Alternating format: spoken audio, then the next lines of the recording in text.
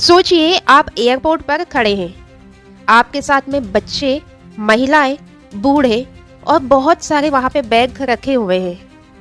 और ये जो आपका बड़ा सा डिस्प्ले बोर्ड है, वहां पे लिखा हुआ आता है कि आपकी ये जो फ्लाइट है वो कैंसिल है। सोचिए, लोग परेशान हैं, काउंटर्स पर काफी भीड़ है, लेकिन फिर भी कोई जवाब नहीं, कोई क्लियरिटी नहीं। और ये एक दिन का नहीं है, ये लगातार 6 दिन तक अलग अलग एयरपोर्ट पर यही हाल रहा। और वजह पता है क्या बनी? आपकी सबसे बड़ी कंपनी एयरलाइंस की इंडिगो कंपनी। आखिर वहां पे हुआ क्या था, चलिए इसे 1 मिनट में हम समझेंगे। जैसे कि आप सबको पता है, इंडिगो के पास में लगभग 2200 से ज्यादा फ्लाइटें हैं और हजारों की संख्या में पायलट भी हैं। देश के कुल एविएशन मार्केट का 65% का हिस्सा है। फिर भी यहाँ पे 2500 से ज्यादा फ्लाइटें कैंसिल हो जाती है और ये 20 सालों में ऐसा कभी पहले नहीं हुआ। तो फिर यहाँ पे सवाल तो उठना लाजमी ही होगा कि आखिर इतनी बड़ी कंपनी अचानक से बैठ कैसे गई। वहीं पे डीजीसीए यानी directorate general of civil aviation ने यहाँ पे पायलटों की सेफ्टी की सुरक्षा को ध्यान में रखते हुए कुछ नियम लागू कर दिए, जहाँ पे पायलटों की आराम करने की जो सीमा थी वो 36 घंटे थी, लेकिन इसको बढ़ाकर 48 घंटे कर दिए गए। वहीं यहाँ पे जो फ्लाइट की लैंडिंग की सीमा है वो 6 से अब सिर्फ 2 कर दी गई। मतलब यहाँ पे साफ है कि ये जो पायलट है ये ज्यादा थके बिना अपने काम को आसान और सुरक्षित तरीके से ऑपरेट कर सके।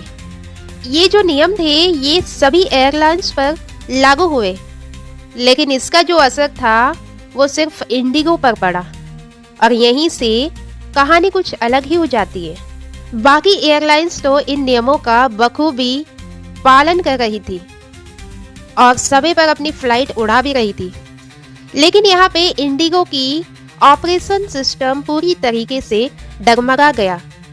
इससे एक बात तो साफ होती है कि बात यहाँ पे नियमों की नहीं है, बल्कि पूरी तरीके से तैयारी की गई तैयारी पे है।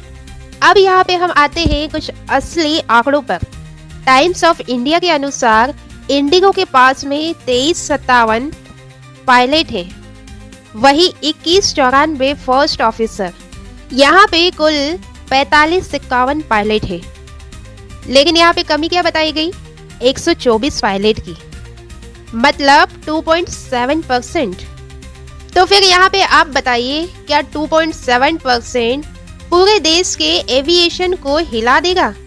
तो फिर यहाँ पे सवाल तो यही उठेगा, क्या मेन पावर प्लानिंग की कोई बड़ी चूक है? यहाँ पे इंडिगो तो कहता है कि डीजीसीए के नियमों से संकट आया, लेकिन ये सच्चाई तो नहीं हो सकती, क्योंकि ये जो नियम था ये तो सभी पर लागू हुए, लेकिन असर कहाँ हुआ? इंडिगो पर। मतलब यहाँ पे ग्रोथ तो बहुत ही तेज थी, लेकिन इनका जो बैकअप प्लान है वो बहुत ही कमजोर। और जब यहाँ पे एक छोटा सा दबाव आया तो पूरा एविएशन सिस्टम हिल गया। और यहाँ पे बात सिर्फ एक एयरलाइंस कंपनी की नहीं है, बल्कि ये पूरे इंडस्ट्री के लिए एक चेतावनी है। यहाँ पे आप क्या सोचते हैं इस बारे में? क्या यहाँ पे संकट का कोई असर था नियमों का, या फिर इंडिगो की अपनी गलती? कमेंट में अपनी राय जरूर बताएं और ऐसे ही वीडियो देखने के लिए हमारे चैनल को लाइक, शेयर, सब्सक्राइब करना ना भूलें। मिलते हैं अगली वीडियो में, तब तक के लिए नमस्कार।